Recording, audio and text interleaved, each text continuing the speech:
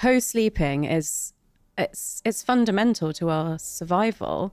It was physically when we were in the cave, but now I would say emotionally, spiritually, it's fundamental to our survival. I mean, what do you mean by co-sleeping, just to clarify? Sleeping together. So mostly in our society, that's as a couple, but a lot of other cultures, the whole family sleeps together. Why would you never do it? You seemed quite passionate about that. Because it's so good for you. The bonding, the physical warmth, the skin-to-skin contact, the love, the trust. I'll put up, if somebody's waking up early and I don't have to wake up at that time, I'll even put up with that. So you'll have less quality sleep. It won't be less quality sleep. I've worn HRV monitors and shown that even at the time, if my husband woke up at 5 and I wouldn't wake up at all before 8, and he gave me a kiss goodbye, I got a spike of resilience at that time. Resilience? Yeah. How do you measure that? So I was using that Finnish technology where you wear the HRV monitor with a gel pad on your chest. And so it's color coded for whether you're doing light exercise, heavy exercise, whether you're stressed, or whether you're recouping resilience. And mostly people recoup resilience overnight. But, you could clearly see with people with young children, you could see when they were woken up overnight because it would go into stress. Some people recoup resilience during the day. If, let's say you're like with your partner or your sibling and you're just sitting together and it's super relaxed. Or if you love your job, that you can see that happening during the day as well. But because I am so obsessed with my sleep, I wouldn't normally welcome any sleep disturbance, but the power of sleeping together and cuddling all night is so neuroprotective that I would encourage everybody to do it if they can. I also know some people who say, I sleep better if I sleep on my own. But we're not meant to survive on our own. We're meant to survive as part of a tribe. And I think now, since the pandemic, people are more lost and lonely and disconnected than ever. If you've got somebody that you can actually sleep with overnight, I strongly suggest that you do it. So I want to go in that direction because I'm super compelled by that, the change in the world and the lost, the lonely, the disconnected. But just to pause for a second on this word resilience you're using linked to heart rate variability.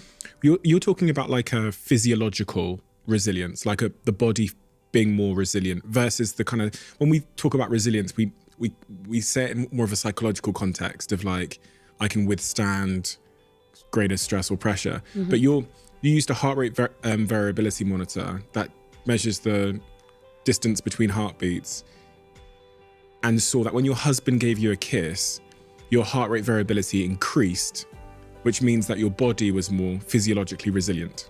It actually measures both because it compares your heart rate variability to your heart rate. Okay. So it knows if you're exercising because your heart rate has gone up. But if your heart rate is at like base level, then the change in variability can either mean that you're stressed or you're recouping resilience. If your heart rate is high, then it's obviously physical.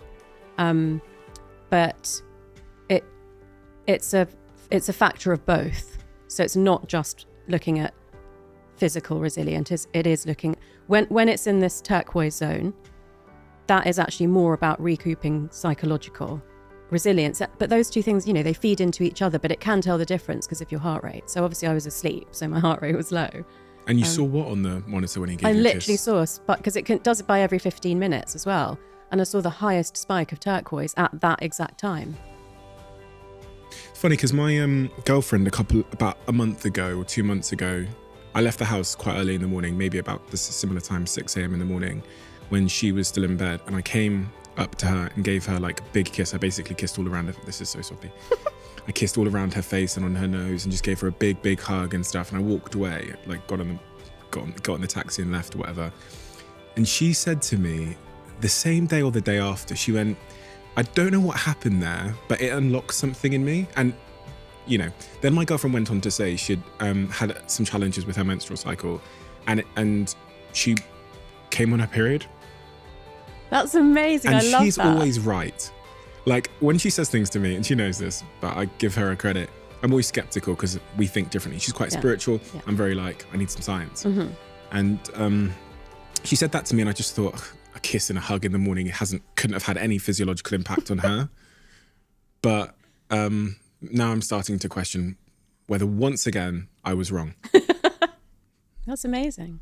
I mean, you know, some of these things can't necessarily immediately be explained by science, but if you use your intuition, then you have to ask yourself, and I feel like you are coming around to thinking that could be true.